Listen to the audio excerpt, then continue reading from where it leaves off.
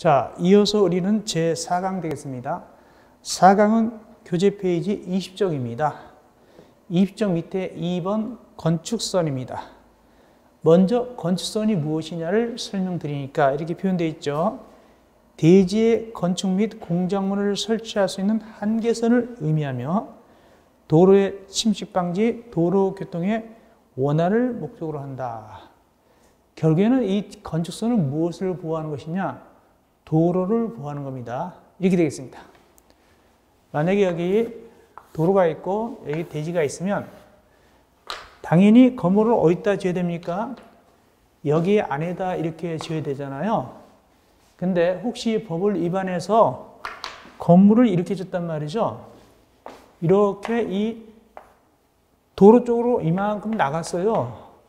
그럼 어떻게 됩니까? 도로가 침탈당하고 도로가 엉망돼 버리죠. 그래서 이 도로 쪽은 넘어오지 말거라 하고 그은 것이 바로 뭐다? 건축선이다. 근데 결국에는 이제 건축선은 어떻게 긋는 것이 가장 정형적인 것이냐 하니까 도로와 대지의 경계선입니다. 이렇게 하는 것이 원칙이 되겠습니다. 다만 원칙을 하면 너무 싱겁죠. 예가 나오는 경우가 있습니다. 예외. 그 예를 보니까 밑에 2번입니다. 예외. 원칙은 대지와 도로의 경계선인데 예외가 있다. 예외가 몇 가지 있냐니까 여기 기역, 소요 너비에 못 미치는 너비의 도로에서의 건축선. 또 올라가서 니은, 도로 모퉁이에서의 건축선. 그 다음에 디귿, 특별 자치한 등 소위 말해서 제가 강의할 때는 그분들이라고 그랬죠. 그분들이 지정하는 건축선. 이렇게 크게 세 가지를 나눠볼 수 있는데 먼저 소요 너비에 못 미치는 너비의 도로에서의 건축선을 설명드리겠습니다. 보통 소요 너비는 얼마냐? 보통의 경우는 4m 이상입니다. 4m 이상. 그래서 4m에 못 미쳤다, 3m다, 2m다. 그럴 때 어떻게 건축선을 긋느냐 그런 의미죠. 근데 보니까 밑에 A도 있고 B도 있어요. 동그라미 A, 밑에 동그라미 B 두 가지가 있습니다. 그걸 갖다가 그림 그려가면서 설명드리겠습니다.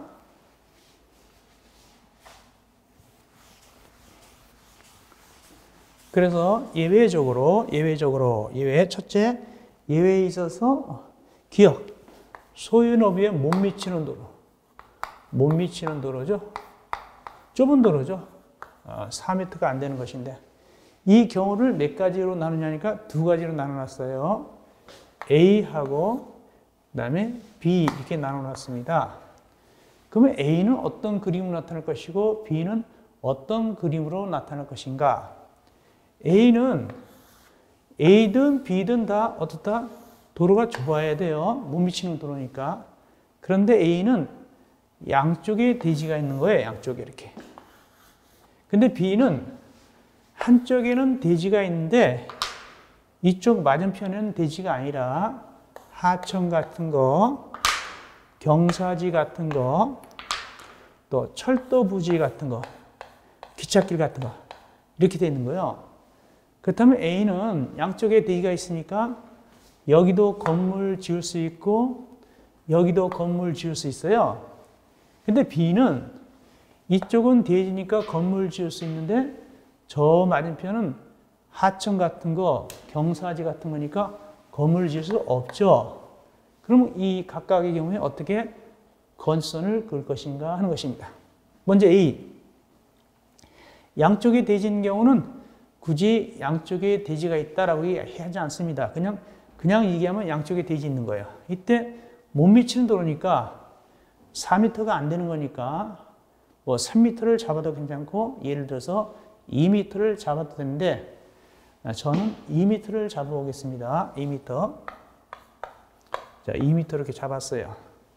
그러면 건축선을 어떻게 긋느냐? 소요 너비에 맞춰야 돼요. 결국엔 4m를 맞춰야 됩니다. 4m를 맞춰서 그어야 됩니다. 그렇다면 4m 맞춰서 그으면 이렇게 해서 여기가 4m 맞춰서 이렇게 건축선을 그어야 돼요. 이렇게 긋게 됩니다. 그렇다면 양쪽으로 각각 얼마씩 후퇴했을까요? 여기 몇 미터 후퇴했죠? 여기 1미터 후퇴했고 이쪽으로 1m 후퇴했죠? 이렇게 해가지고 건선을 긋게 된다. 그 뜻입니다. 그러면 결국에는 이쪽 각각 대지는 얼마씩 후퇴했습니까? 1m씩 후퇴했죠? 소요너비 4m를 맞추다 보니까 2m는 있고. 그러면 이제 건물은 어떻게 짓냐? 건물은 이 건선을 넘어가면 안 되거든요. 그래서 여기다가 이제 건물을 이렇게 짓게 되는 것이죠. 이렇게 짓게 됩니다. 그런데 문제가 발생했다. 여기 요만큼 뒤로 후퇴했단 말이죠. 원래 대지였는데 그 이 후퇴한 부분, 이 후퇴한 부분을 갖다가 이 건물을 지을 때 대지로 잡아서 지을 것인가, 대지에서 빼고 지을 것인가 하는 것입니다. 원래 이 대지로 잡으면 옛날만큼 건물을 크게 지을 수 있고, 이 후퇴한 부분을 빼고 계산해서 이 나머지를 대지하면 건물이 작아지는 거예요. 과연 이럴 때는 이 후퇴한 부분, 1m 후퇴한 면적 부분을 갖다가 대지로 잡을 것인가, 뺄 것인가, 이때는 뺍니다. 그렇다면 건물은 말이죠, 작아지고 뒤로 밀린 거예요. 1m 뒤로 밀리면서 건물이 작아졌습니다. 왜? 이만큼 대지 면적에서 제외시켰으니까. 자, 이렇게 설명드렸는데 이것을 법에서는 어떻게 표현하고 있을까? 법에서는 이렇게 표현합니다. 거기 보니까 도로의 중심선에서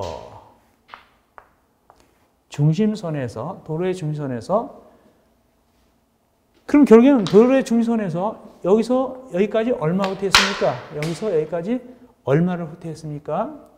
여기 1m, 여기 1m 후퇴했죠? 결국에는 중심선에서 결국에는 여기 1m니까 몇 미터를 후퇴했습니까? 2m를 뒤로 후퇴했잖아요.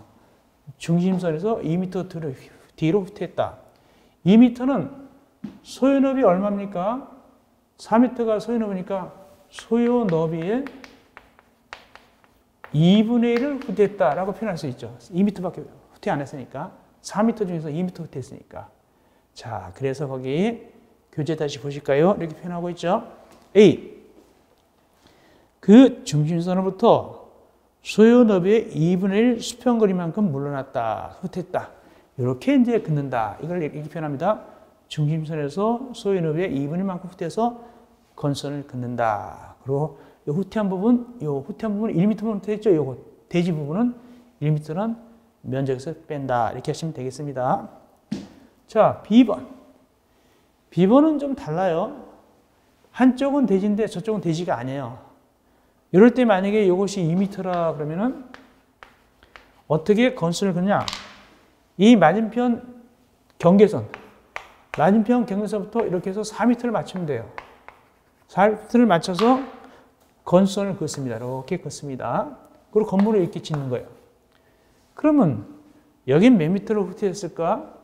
여기 4m에서 2m니까 여기 얼마 후퇴했습니까? 2m를 후퇴한 거예요. 여기서는 1m 후퇴했었죠? 여기 2m에서 밀렸죠? 그러면 이 후퇴한 부분은 이 건물 지을 때 대지로 잡을 것인가 안 잡을 것인가? 이것도 빼버려요. 이것도 빼버립니다. 그렇다면 여기 대지의 실제 건물은 2m만큼 뒤로 밀려서 또 이건 대지를 안 잡으니까 더 작아지는 거예요. 이거보다 훨씬 더 작아집니다. 여긴 1m 후퇴했지만 대지 쪽으로 이건 2m 후퇴했으니까 더 많이 작아지겠죠? 그 뜻입니다. 자, 이걸 갖다가 그럼 법에서는 어떻게 표현하고 있을까요? 읽어보겠습니다. 지금 설명한 걸 갖다가 법에서는 이렇게 표현하고 있습니다. 봅시다. B번. 도로 반대쪽에 경사지, 하천, 철도, 선로부지, 그 밖에 이와 유사한 것이 있는 경우는 그 경사지 등이 있는 쪽에 도로 경계선에서 소요너비에 해당하는 수평거리선이다. 자, 4m 됐죠? 4m는 이 경계선에서 4m는 꼭 뭡니까? 소요너비죠? 소요너비만큼 후퇴했다. 그 뜻입니다. 여기는 2분의 1 후퇴했죠? 여기는 소요너비만큼 후퇴했습니다. 이쪽 경계선부터 해가지고 그렇게 표현하고 있습니다. 이어서 올라갑시다. 21페이지 위에 니은 도로 모퉁이에서 건축선. 원래 도로 모퉁이 건축선은 실제는 어렵고 복잡한 문제인데 여기 기초 입문 과정에서는 그냥 맛만 보겠습니다. 자, 도로 모퉁이가 어떻게 생겼냐? 맛만 보고 하겠습니다. 그림을 그린다면 이렇게 그릴 수 있습니다. 이렇게 그릴 수 있는데 이때 대지가 이렇게 되어 있는 거예요. 대지가 양 도로에 끼어 있어요. 이게 도로 모퉁이 건선인데 이때 여기서는 건선을 어떻게 긋습니까? 이렇게 나란하게 긋죠. 여기는 삐딱하게 긋어요. 삐딱하게 긋습니다. 왜 이렇게 삐딱하게 그을까? 왜냐면은 이것이 이제 뒤로 밀리는 거예요. 그러면 이 부분이 도로 나오니까 자동차들이 부드럽게 이렇게 도로 우회전할 수 있죠.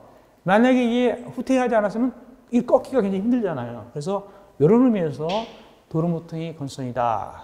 그러면 만약에 이렇게 건선을 그었으면 건물은 어디다 질 것인가? 건물은 이 뒤에다 이렇게 짓게 되겠죠. 그리고 이거 후퇴한 거. 이거 후퇴한 거는 그러면 이거 건물 질 때 대지로 잡을 것인가, 뺄 것인가? 이것도 뺍니다. 이것도 빼게 되겠습니다. 자, 기초 과정은 요것만 알면 돼요. 나중에 이제 우리가 기본 강의나 심화 강의에서 요건 자세하게 또 깊이 있게 들어갑니다. 그럼 남아있는 것이 무엇일까요? 디귿이죠. 디귿 보겠습니다. 특별자치장 등등, 즉 소위 말해서 우리가 강의할 때는 그분들이라고 부른다고 했죠. 그분들이 지정하는 건선입니다. 이건 그림이 어떻게 나오느냐. 그림 그려보겠습니다. 디귿. 디귿은 그림이 이렇게 나옵니다.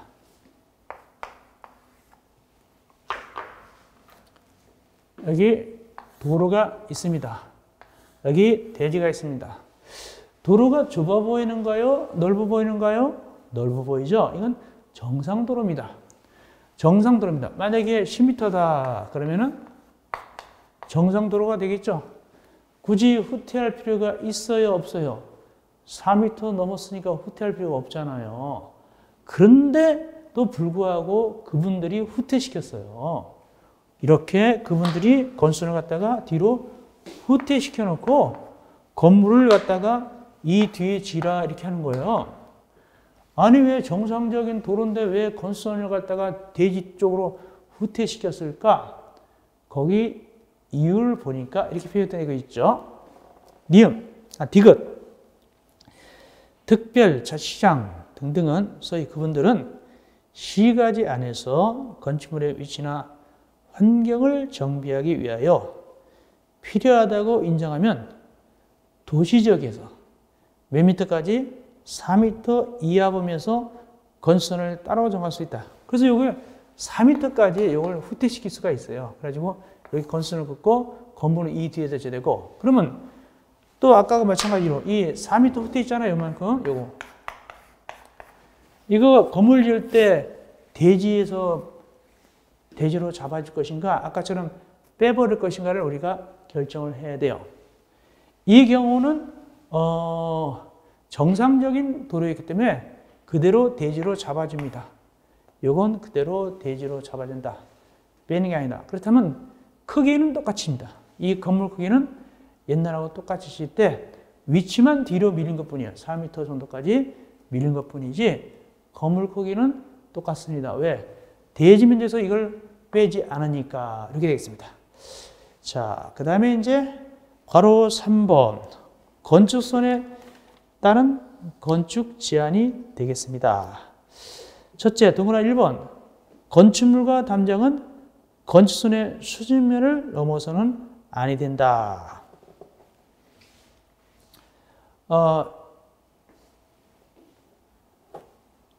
다만 지표 아래 부분은 그러하지 아니하다. 이게 뭐냐면 건축물하고 담장이 건축선 넘어가면 안 됩니다. 당연하죠. 넘어가면 안 되겠죠. 그러나 지표 아래, 땅 밑으로는 넘어갈 수 있습니다. 이 지표 아래는 아래 부분은 그러하지 않다. 이거 많이 나왔습니다. 지상으로는 건축선 못 넘어갑니다. 지표 아래, 지하로는 넘어갈 수도 있습니다. 지표 아래 하시면 되고. 두 번째, 도로면으로부터 4.5m 이하에 있는 출입구, 창문, 그 밖에 이와 유사한 구조물을 열고 닫을 때 건축선의 수면을 넘지 아니하는 구조로 하여야 된다. 동그라미 2번 그림 들어갑니다. 자, 동그라미 2번은 이렇게 그림이 나옵니다. 동그라미 2번입니다. 그림이 이렇게 들어갑니다. 여기 건물이 서 있어요. 이렇게. 건물이 이렇게 옆으로 서 있는데 여기 창문 같은 거 이렇게 있겠죠? 이렇게 돼 있습니다. 그 여기는 뭐냐면 여기는 도로입니다. 도로. 이제 건물이 서 있죠. 그때 건선은 보통 어떻게 긋습니까? 대지하고 도로의 경계선. 여기 이쪽에 이제 이렇게 건선을 긋게 되겠죠. 그었으면은 몇 미터 이내에는 4.5m 이내에는 이 창문 같은 거 문 열을 때 이렇게 튀어나오게 열면 안 됩니다. 그러니까 만약에 여기시 건선이면 여기 도로 쪽이면 창문 열 때 이렇게 열면 안 됩니다. 그럼 어떻게 열어야 되냐? 미닫이 옆으로 열든가 안으로 당겨야 됩니다. 왜 그럴까요? 이렇게 튀어나오면 자동차 가다가 부딪히니까. 그래서 튀어나오게 열면 안 된다. 그런 얘기입니다. 이 높이가 알아야 되는데 높이는 몇 미터라고요? 4.5m 이하입니다. 4.5m 이하. 근데 주의하세요. 지표면으로부터 4.5m일까요? 도로면에서부터 4.5m일까요? 그것도 아세요? 보니까 지표면이 아니라 도로면으로부터 4.5m 이하가 되겠습니다. 그렇게 되겠습니다. 자, 여기까지 우리가 대지에 대해서 살펴봤습니다. 이제 05 지역 및 지구 간의 건축물 1번 공개공지의 확보. 공개공지의 확보는 최근에도 나왔습니다. 나왔어요. 2022년도도 나왔고 또 2022년도도 나올 수가 있어요. 굉장히 잘 나오는 부분이 되겠습니다. 먼저 이 공개공지란 뭐냐? 우리가 백화점 같은 거, 또 뭐 극장 같은데, 뭐 시민회관 같은데, 또 여러 가지 그 버스 터미널 같은데, 고속버스 터미널 같은데 등등 있어서 그 앞에 공터가 있고 거기에 조각도 있고 벤치도 있고 나무도 있어서 쉴 수 있는 공간, 또 만남의 장소 공간, 이런 공간이 바로 공개공지가 되겠습니다. 그리고 또 거기에 무대 같은 것도 있어요. 그래가지고 거기서 노래도 부르기도 하고 추첨도 하고 그래요. 이렇게 물건 팔려고, 고객을 유인하려고, 이런 것이 공개공지가 되겠습니다. 그럼 먼저 어느 지역에 공개공지를 설치할 것인가? 대상 지역, 일반 주거적, 준주거적. 대상 지역, 일반 주거적, 준주거적 해야 되고, 그 다음에 사업적은 다 해야 됩니다. 사업적은 다 해야 되고. 그래서 동그라미 1번에서는 일반 주거적, 준주거적 해야 되고, 동그라미 2번 상업적 다 해야 되고, 3번 고급적은 중고급적만 하면 됩니다. 중고급적 하면 됩니다. 4번 기타 지역, 이런 데다가 이 공개공지 확보해야 됩니다. 뭐 쇼핑몰 같은데 앞에 이런 데 같은데 큰 거 벤치도 있고 이렇게 하죠. 나무도 있고 조각도 있고 이렇게 분수대도 있고 이렇게 하는 겁니다. 이때 거기다가 뭘 지을 때 하게 되냐? 문화미시설, 뭐 극장 같은 거, 뭐 시민회관 같은 거, 뭐 오페라 하우스 등등등, 또 종교시설, 큰 교회나 큰 절 같은 거, 판매시설, 소위 말해서 뭐 쇼핑몰 같은 거죠. 쇼핑몰 같은 거. 다음에 농산 유통시설은 빠져요. 청화물 시장 이런 거 빠집니다. 그 다음에 운수시설.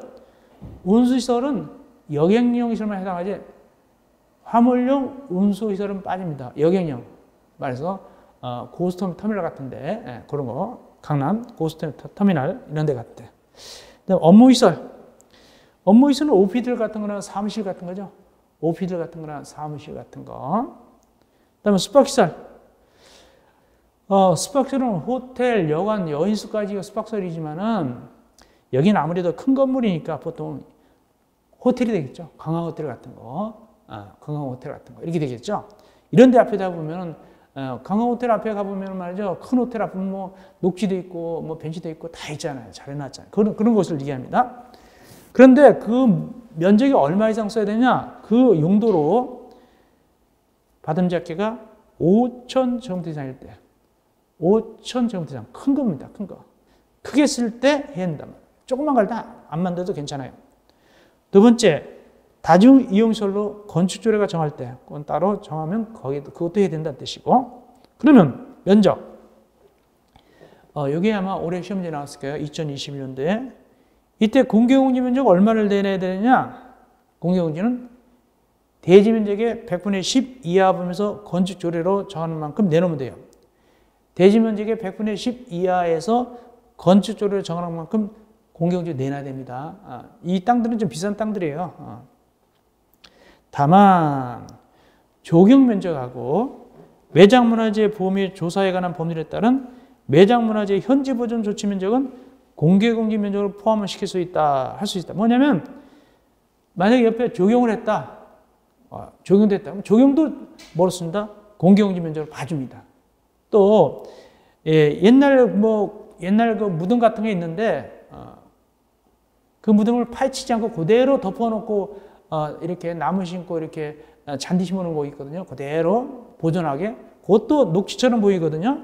그것도 조경처럼 보이거든요. 이것도 그냥 어떻게 한다? 공개공지 면적으로 봐줍니다. 다음 준수사항. 공개공지는 꼭 바깥에만 아니라 필요티로도 할 수 있어요. 필요티 구조로 할 수 있다. 그러니까 나에게 여기 쇼핑몰이 있다 그러면 여기 밖에다가 공개공지도 할 수 있지만은 이 쇼핑몰에 여기 이 다리 가랭이 쌓여 있죠. 여기 예. 필요티 하죠. 이렇게 기둥 있으면 기둥 사이에 비었잖아요. 이런데 이 부분을 갖다가 공개공지로 할 수 있어요. 물론 밖에도 할 수 있고 그래서 필요티 구조도 할 수 있어요. 마지막 동그라미 2번. 그럼 공개공지는 어떤 시설들을 해야 될까? 보니까 환경 친화적으로 편리하게 이용할 수 있도록 기능의자, 벤치 같은 거 있어야죠. 당연히 쉬어야 되니까. 또는 조경시설 등, 뭐 여러 가지 조경시설 등 건축조례 정하는 시설을 설치해야 돼요. 여기 명시되지는 않지만 뭐 무대 같은 것도 만드는 경우가 있어요. 무대 같은 거. 그래가지고 그 쇼핑몰 앞에서 뭐 이렇게 유명 가수들이 노래도 부르고 춤도 추고 이렇게 해가지고 사람들을 끌어다니는 경우도 있죠. 자, 이것이 바로 공개공지입니다. 자, 그러면 이 비싼 땅을 이렇게 얼마까지 내놨어요? 대지 면적이 100분의 10 이하까지 내놨잖아요. 어이구, 그러면 희생을 많이 했단 말이죠. 예, 일반 사람들 위해서 희생한 거니까. 그러면 인센티브를 줍니다. 보너스를 줍니다. 수고했다고. 그것이 22조 위에입니다. 자, 22조 위에 가봅시다. 괄호 1번. 건축 규제 완화. 건축 규제 완화. 이렇게 공개공지로 내놓으면은 수고했다고 무엇을 갖다가 올려주느냐. 용적률하고 높이 제한에 있어 높이를 올려줍니다. 용적률을 얼마까지 올려준다? 1.2배까지 완화시킵니다. 그러니까 20%까지 올려주는 거예요. 또 높이 제한도 얼마까지? 1.2배 이하. 20%까지 올려주는 거예요.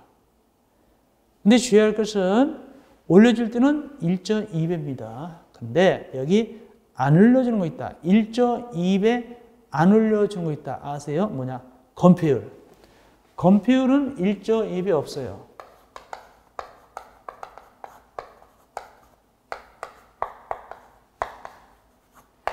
건폐율은 1.2배가 없습니다. 주의하시기 바랍니다. 다음, 괄호 3. 완화의 준용.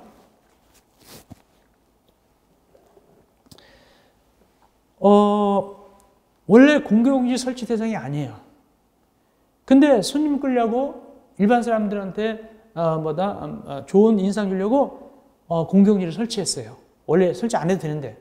그러면 그 친구도 완화시켜줍니다. 너 설치 대상 아닌데 네가 이렇게 했구나. 공개공지 내놨구나. 너도 그러면 보너스 줄게. 어떻게? 똑같이 용적률 1.2배 이하. 그 다음에 높이 1.2배까지 올릴 수가 있어요. 다만 공동택에 들어있는 것도 올려줄 수 있습니다. 일반 빌딩은 당연한 것이고 공동택에 들어있는 것도 올려주는데 이때는 순수한 아파트는 안 돼요. 순수한 공동택은 올려주지 않고 어떤 경우냐면은 복합건물입니다. 복합건물. 즉 주택이 30채 이상 들어가고 사업계획승인 받아야 되니까 나머지가 뭐 오피스텔이나 상가가 들어있다. 이렇게 부가 건물일 때 이때도 역시 똑같이 완화시켜준다. 순수한 아파트 단지는 완화 안 시킵니다. 그 얘기가 거기 가려고 주택법 15조 1항에 따른 사업계획 승인 대상 공동택 중 주택 외시설과 주택을 동일 건축물로 건축하는 것 외에 공동택은 제외한다. 굉장히 어렵게 해놨죠? 한마디로 순수한 아파트는 제외한다 뜻입니다. 그걸 어렵게 써놨어요. 다음, 네 번째. 공개 공지 등의 제한 적용. 이제 판촉 한통이나 문화 행사하려고 이 무대 같은 거 만들어 놓고 씁니다. 노래도 부르고 막 추첨도 하고 그래요. 사람 끌려고. 기간을 정해놨어요. 연간 며칠? 연간 60일 이내 기간. 연간 60일 이내 기간 동안 건축조례로 정한 바에 따라서 주민들을 위한 문화 행사를 열거나 판촉 활동할 수 있어요. 다만 울타리를 설치하는 등 공중이 해당 공개공지 등을 이용하는데 지장을 주는 행위는 안 돼요. 막아놓으면 안 됩니다. 어쨌든 연간 60일 이내 기간 동안에 문화행사나 판촉 활동할 수 있다. 뭐 거기서 뽑기도 하고 노래도 부르고 춤도 추고 하게 됩니다. 자, 여기까지 했고 공개공지 끝났고 두 번째 대지의 분할 제한. 이건 무엇이냐? 건축물이 있는 대지는 쪼갤 때 너무 조그맣게 쪼개면 안 돼요. 여기입니다. 그림 들어갑니다. 2번 대지의 분할 제한.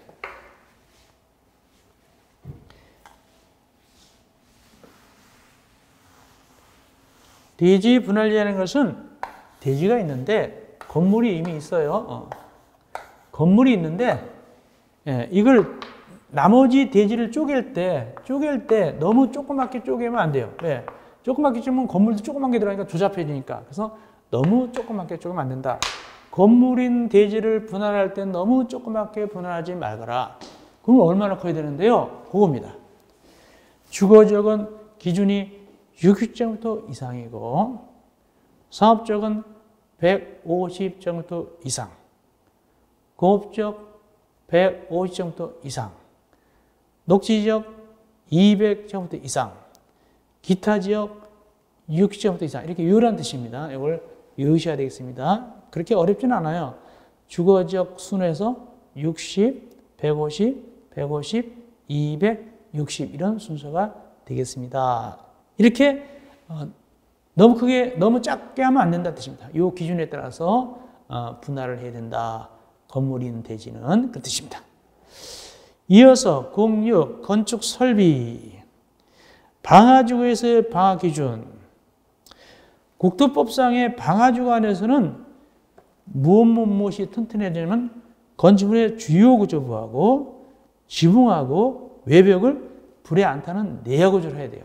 그래서 방화주거는 불이 잘 나는 곳이거든요. 위험한 지역이기 때문에 주요 구조부하고 지붕하고 외벽을 내야 구조를 해야 된다. 특별히 내벽이 아니에요. 내벽이 아니라 외벽입니다. 다만 이렇게 안 해도 되는 경우가 있다. 밑에입니다. 1번 연면적 30제곱미터 미만인 단층 부속 건축물로서 외벽 및 처면이 내야 구조나 불연대로 되면 봐주겠다. 두 번째 도매시장 용도로 쓰는 건축물로서 그 주요 구조부가 불연대로 된 것도 역시 봐주겠다. 이렇게 하시면 되겠습니다. 이거 봐주는 것까지 알면 좋겠어요. 원칙은 뭔데? 주요 구조부, 지붕, 외벽을 내야조를 한다. 내벽이 아닙니다. 그렇게 하시면 되겠습니다. 이어서 23쪽 2번 승강길. 요 승강기가 2022년도에 24회 때 주관식 나왔어요. 대기식이 나왔어요. 여기서 나왔습니다. 이번에 시험이 2021년도 시험 24회 때 주관식 뭐가 나왔냐면 거기 괄호 2번 비상용 승강기. 비상용 승강기 높이 몇 미터를 넘는입니까? 31m 넘는 숫자 30일 적는 거 주관식. 그거 나왔습니다. 대기식이 나왔어요. 40문제 중에서 한 문제 요거 나왔습니다. 비상용 승강기 몇 미터 넘는 31m 넘는 31 전후가 나왔습니다. 아주 쉽게 나왔습니다, 이번에. 자, 어쨌든 간에 승강기는 항상 중요하다고 했어요. 작년에도 이거 공부했습니다. 역시 승강기 중요한데 건축법이든 주택법이든 승강기는 매우 중요합니다. 자, 여기 승강기 보겠습니다. 또 나올 수 있기 때문에 먼저 승용 승강기. 보통 엘리베이터죠. 보통 엘리베이터인데 승용 승강기. 설치 대상 몇 층 이상으로서 6층 이상으로서 연면적이 얼마 이상 할 때 연면적이 2,000제곱미터 이상인 건축물은 승강기를 설치해야 돼요. 주의할 것은 6층 이상이라고 설치하는 건 아니고 6층 이상이면서 덩치가 커야 돼요. 얼마나 커야 돼요? 연면적이 2,000제곱미터 이상 돼야 돼요. 혹시 이것이 중앙식 나오면은 앞에는 숫자 6, 뒤에는 2를 집어넣으면 돼요. 6하고 2, 그 다음에 2 집어넣으면 되겠습니다. 다음, 동그라미 2번. 설치 제외 대상. 원래 6층 이상이면서 연면적 2,000제곱미터 이상일 때는 엘리베이터 승용 승강기 설치되는데 거기 봐주는 경우가 있다. 어떤 경우냐? 층수가 딱 6층짜리일 때. 층수가 6층 이상인 건축물은 아닙니다. 6층인 건물입니다. 층수가 딱 6층인 건물로서 각 층 거실의 바닥면적 300제곱미터마다 1개에서 이상 지통계단이 있다. 그러니까 만약에 불나면은 300제곱미터마다 피난할 수 있단 말이죠. 그렇게 되어 있으면은 굳이 6층짜리인 건물인 경우는 승용 승강기를 설치 안 해도 괜찮습니다. 주의할 것은 6층 이상이 아니라 6층입니다. 그거 주의하시기 바랍니다. 이어서 비상용 승강기. 이게 이번에 나왔다고 그랬죠. 2021년도에 31 전후가 나왔습니다. 아주 쉽게 나왔죠. 높이 몇 미터 넘을 때 비상용 승강기를 갖다가 설치해야 되느냐? 31m를 넘는 건축물에 비상용 승강기를 설치해야 됩니다. 다만 승용 승강기를 비상용 승강기 구조로 아주 튼튼하겠다. 그때는 괜찮습니다. 그때는 그걸로 써먹으면 됩니다. 두 번째, 이건 옛날에 공인중개사 시험에서 나온 적인데 비상용 승강기 2대 이상이 딱 있다. 그때는 어떻게 설치하냐? 붙여놓느냐 떨어뜨리느냐. 화재 시 소화에 지장이 없도록 불 끄는 데 지장이 없도록 떨어뜨려놔야 됩니다. 붙여놓으면 거기다 몰려들면 안 되니까 따로따로 떨어뜨립니다. 그래서 간격을 두고 설치하여야 한다. 그래서 2대 이상의 비상용 승강기를 설치할 때는 화재실 소화에 지장이 없도록 불 끄는 데 지장이 없도록 간격을 두고 설치해야 됩니다. 다음 세 번째, 피난용 승강기. 이거는 2020년에 나왔어요. 2020년에 피난용 승강기 나왔습니다. 그러니까 승강기 해마다 나오는 거랑 마찬가지예요. 피난용 승강기는 어떤 경우에 피난용 승강기를 설치할까? 거기 고층 건축물에는 고층 건축물 몇 층 이상이죠? 30층 이상. 높이 또는 120m 이상이죠. 이럴 때는 건축물에 설치하는 승용 승강기 중 한 대 이상을 갖다가 대통령령으로 정하는 바에 따라서 피난용 승강기로 설치해야 되는 거예요. 피난용 승강기는 어떤 건물이다? 고층 건축물. 시험지에 이렇게 나온 적이 있어요. 30층 이상 건축물에는 피난용 승강기를 설치하라. 맞죠? 왜? 30층 이상은 고층 건축물이니까 그렇게 작년인가 나왔고 올해는 비상용 승강기. 이런 식으로 승강기는 항상 나올 수 있습니다. 건축법도 나올 수 있고 주택법도 나올 수 있고 주택법에서 승강기는 좀 다릅니다. 공동택, 아파트 승강기하고 일반 빌딩 승강기 다릅니다. 이거는 일반 빌딩이에요. 이거는 건축법이니까. 이건 일반 빌딩의 승강기고 주택법의 승강기는 아파트 승강기입니다. 그 규정이 조금 다릅니다. 각각 다 잘 나올 수 있다는 것을 말씀드립니다. 자, 이렇게 해서 우리가 23쪽으로 해가지고 건축법을 갖다가 끝납니다. 건축법은 몇 문제 나온다고 그러냐면 보통 7문제가 나오고 있어요. 그 중에서 3문제 정도가 주관식이 나오고 있습니다. 역시 2020년도도 7문제에서 3문제 주관식, 2021년도도 7문제에서 3문제 주관식 이렇게 나왔어요. 자, 이렇게 해서 건축법 끝나고 시간은 좀 남았지만 이게 파트가 달라지니까 여기서 일단은 4강을 마무리하고 잠시 쉬었다가 5강은 주택법으로 들어가야 되니까 주택법은 좀 길게 하겠습니다. 그래서 24쪽 제2장 챕터 2 주택법 요건 우리가 5강에서 만나 뵙도록 하겠습니다. 여러분들 고생했습니다. 5강에서 만나 뵙겠습니다.